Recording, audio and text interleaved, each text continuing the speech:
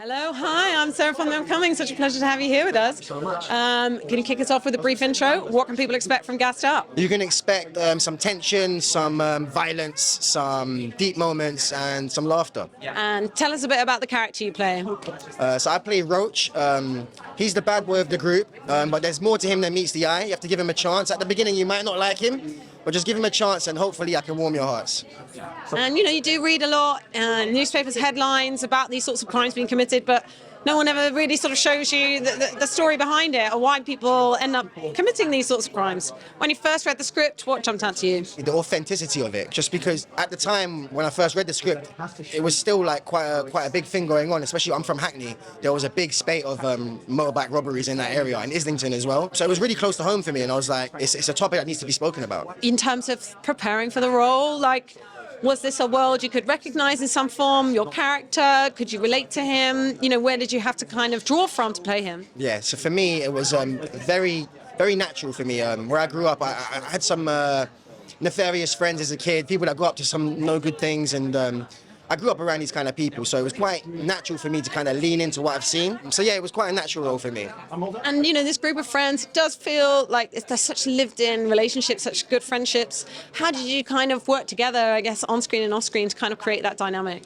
Do you know what? There was such a good authentic chemistry just from the moment that we got onto set. Even before that, when we did the audition process, funny enough, the group of lads that you see on the screen, we was actually put randomly as a group together to audition. And it was just like magic that we all came together in that group, and all of us got the role. So, we got split up a few times, but our original group was that group, and it just had like a natural chemistry that, I don't know how I think it's all because we all kind of grew up in similar environments, we're all quite similar ages, it just kind of naturally gelled. One of the things that's really striking about the film is how visceral it feels. I mean, especially some of those opening scenes, you feel like you are on one of those bikes. How is it filming all of that? Were there any particularly challenging moments? Did you get pretty good at driving a moped? So previously I was a Pizza Hut delivery driver, so I had plenty of experience driving a moped.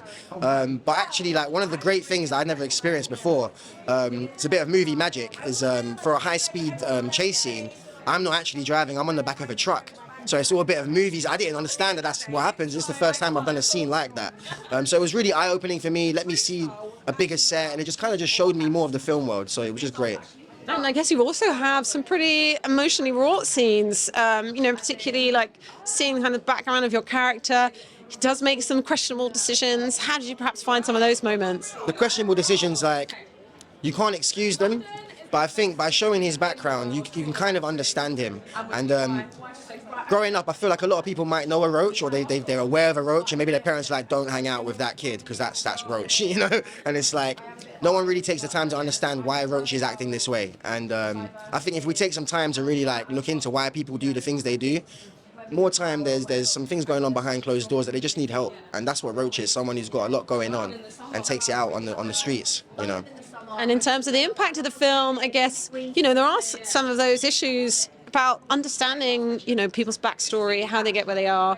And I think Taz was saying about, also highlighting the fact that perhaps our system is a bit broken. Why are people kind of falling through the cracks and falling into the hands of gangs? So, hopefully people will take something away in that respect. I think that's a very valid statement from Taz. I feel like England as a whole could do more for youth to kind of get them off the streets. There's not enough activities for people to get involved in. There's not enough of a sense of community between young people, and I think that's what people find when they join these gangs. You get a sense of community, a sense of belonging, and we just need to give these young people that sense without them having to do anything illegal, So more of that, hopefully. Hopefully this film can inspire some more things like that to occur. That would be amazing.